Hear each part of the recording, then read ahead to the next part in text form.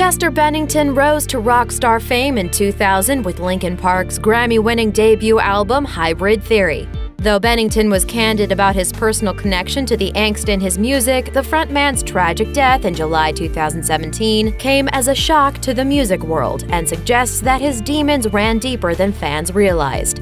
Let's take a closer look at the untold truths that tormented and inspired this influential and talented musician. Childhood pain.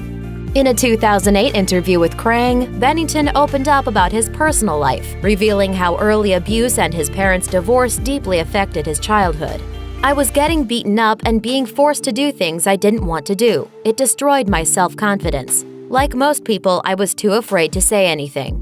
Bennington eventually found an outlet through his first band, Grey Days, marking the beginning of a music career that went on to inspire millions. Unfortunately, it wasn't a completely smooth start, and he looked for an escape in drugs, reaching the point where he was abusing meth, opium, and LSD before he'd even hit age 17.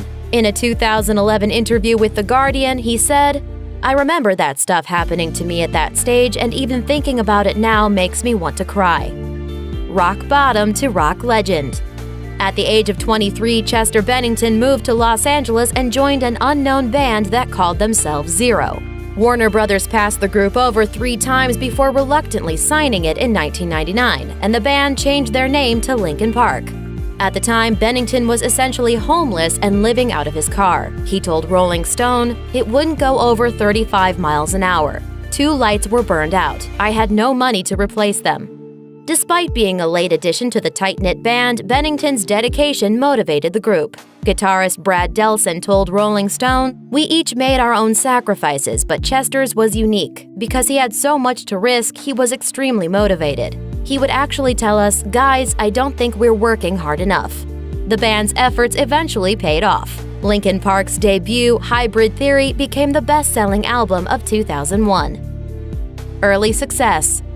Despite their success, Bennington still felt isolated from the rest of Linkin Park and soon spiraled into addiction. His drug use got so bad that Bennington's bandmates finally staged an intervention. Bennington opened up to Team Rock about those dark times, saying, "I had no idea that I had been such a nightmare. I knew that I had a drinking problem, a drug problem, and that parts of my personal life were crazy, but I didn't realize how much that was affecting the people around me until I got a good dose of, here's what you're really like. It was a shock. They said that I was 2 people, Chester and then that f***ing guy. I didn't want to be that guy." With the support of his bandmates, Bennington got his act together and put his focus back on making music. The Cyberstalker. With new fame came new fans, and with new fans came a whole new world of crazy. In 2006, a cyberstalker began terrorizing Bennington and his second wife, Talinda.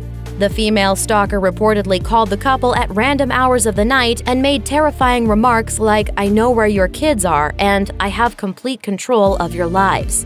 The stalker turned out to be a woman named Devin Townsend, an obsessive Linkin Park fan and an employee at Sandia National Laboratories, a nuclear weapons facility in Albuquerque, New Mexico. When confronted at work, Townsend told the investigator that she had terrorized the Benningtons for months because she was bored. Fortunately, the situation never escalated into anything worse, considering Townsend had what police called a shrine to Linkin Park in her home, along with hundreds of private photos of Bennington and his wife and kids. Side projects. Although Chester Bennington worked mainly with Linkin Park, he also sought other creative outlets for his music. In 2008, in the wake of Linkin Park's Minutes to Midnight, Bennington formed a new band called Dead by Sunrise, saying, "I came up with a few songs that felt and sounded really good, but I knew they weren't right stylistically for Linkin Park. So I decided to work on them on my own rather than turn them over and have them transformed into Linkin Park tracks." Bennington had also confessed to being a huge fan of Stone Temple Pilots, so it must have been a dream come true when Bennington was asked to front the band in 2013 after frontman Scott Weiland left the group. The collaboration lasted 2 years, and in November 2015, Bennington amicably left the group to spend more time with his family and to focus on Linkin Park. Open to collaborations. Thanks in part to superstar producer Rick Rubin, Linkin Park moved past their early nu metal rap rock sound, and Bennington in particular seemed motivated to not be tied down by a genre. He told Rock Sound, It doesn't matter what style we write in, as long as it comes from a pure place and it's something that we pour our hearts and souls into, we can deal with what happens from that point forward. Mike Shinoda was giving me litmus tests like, hey, what would you say if I said, let's do a collaboration with Katy Perry or Kelly Clarkson? And I was like, yeah, I actually really like pop music. It was just a test to see if I'd go, absolutely not, that makes me want to puke, or if I'd be open to the idea, and I'm pretty much open to anything. Okay, maybe the world wasn't ready for a Katy Perry-Linkin Park mashup, but those words definitely ring true, considering Linkin Park's past collaborations with artists like Jay-Z and Busta Rhymes, not to mention their surprisingly emotional cover of Adele's Rolling in the Deep. Take me back in time and reach just what you saw. Charity work. While Linkin Park's lyrics often focus on the darker side of life, in real life, the band always put an emphasis on improving life for others through charity work. Possibly stemming from his own battles with addiction, Chester Bennington passionately worked to help recovering addicts through the Music Cares MAP Fund. He told Loudwire, "Music Cares MAP Fund is an amazing program that takes care of their own and actually saves lives. It's been so rewarding to support them and see firsthand what they've accomplished for so many artists." Given Bennington's troubled past with addiction, his contributions to combat substance abuse are particularly inspiring. In 2013, Bennington received the Stevie Ray Vaughan Award for his charity work. Found on Chris Cornell's birthday. On May 18, 2017, the world mourned the loss of former Soundgarden and Audioslave singer Chris Cornell when he took his own life in a hotel room in Detroit. Bennington and Linkin Park guitarist Brad Delson performed Leonard Cohen's Hallelujah at Cornell's funeral, and Bennington penned a heartbreaking letter to Cornell saying, "I'm still weeping with sadness, as well as gratitude for having shared some very special moments with you and your beautiful family. I can't imagine a world without you in it. I pray you find peace in the next life." Bennington was clearly deeply affected by the suicide of his close friend and fellow musician, and the world found a new reason to mourn soon after.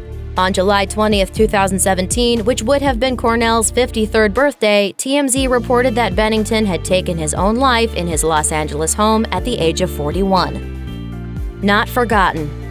Reactions from fans and fellow musicians came pouring in following the news of Chester Bennington's death. Even filmmaker Joss Whedon paid tribute, tweeting, "1,000 suns got me through a horribly dark time. I'm indebted. Thank you and rest in peace, Chester Bennington. Wish you were here." Though Bennington left the world too soon, his legacy will live on. Over nearly 2 decades of music, he gave the world something that can never be taken away: the pieces of himself he poured into his music. Critics may not always have been kind to Chester Bennington, but his music spoke directly to fans in a way few things can, and he will live on through his words and songs for decades to come.